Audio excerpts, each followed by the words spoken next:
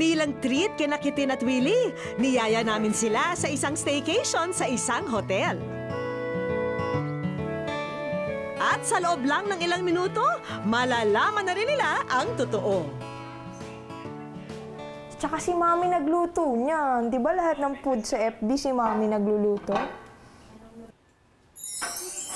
Wish ko lang! Welcome! Welcome sa Wish Ko Lang! Ay, ito si Willie, kamusta? Alam mo, ang ganda-ganda ng kwento niyo. Ay, thank you. Ha, naku, welcome sa aming programa. Ito ang aming munting sorpresa para sa inyo. Sana magustuhan niyo. Sana nasurpresa kayo. Oo, naku. Ang ganda-ganda ng kwento niyo. Dahil talagang isang bata na hindi mo talaga kadugo, tinanggap mo ng buong-buo. Opo. Bakit mo ginawa yun? Siyempre po, kasi po galing po din ako sa broken family. Tapos, same din po, may stepfather din po ako. Tapos yung father ko naman po yun na biological, hindi ko pa po nakikita since nung pinanganak po ako. So, anong naging effect sa buhay mo? Mahirap po. Kasi lesbian ka po eh. Siyempre, naisip ko po nung una, kapag po tinatanong ng mga tao, ay instant, parang instant kape. Instant kami. Instant. Masakit po kasi naisip ko paano ko i-handle yung gano'n, yung word na ampon. Yung word po na, ay, tatay mo tomboy eh. Diba? Di naman yan yung tatay mo. Yung mga gano'n pong pangangantsaw. Naisip ko po, kailangan ko pong maging matapang para sa kanya. Siyempre, pag nakikita mo siya, blessing po sa akin. Kasi naisip ko rin po, kasi nung dumating siya sa buhay ko, parang sunod-sunod yung direksyon eh. Mas lalo pong naging maganda yung tingin ko sa buhay. wala kang pinagsisisihan wala sa po. desisyon mo. Wala Kahit po. na binanggit mo na marami rin paghihirap, wala kang Wala po. Wala po. Kita, napansin ko, lahat ng pagpupursige mo sa buhay, alay mo dito kay Willie, sa anak mo. Pero yung para sa sarili mo, ano yung mga pangarap mo para sa sarili mo? Gusto po talagang maging chef. Kasi maging chef at the same time, maging trainer.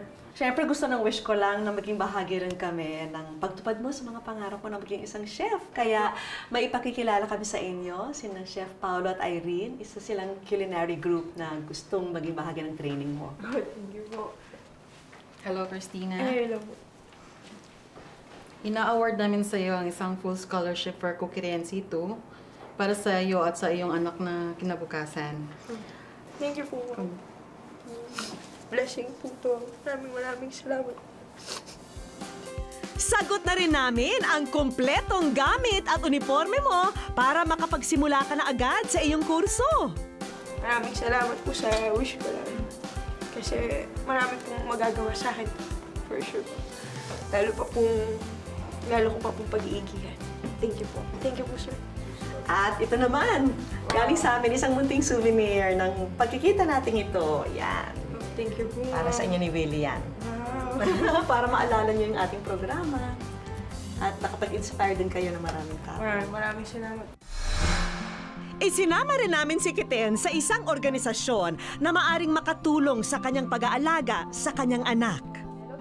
Hello, Kiten! Kamusta? Ako si Grace Adviento. Dito ako sa Autism Society Philippines.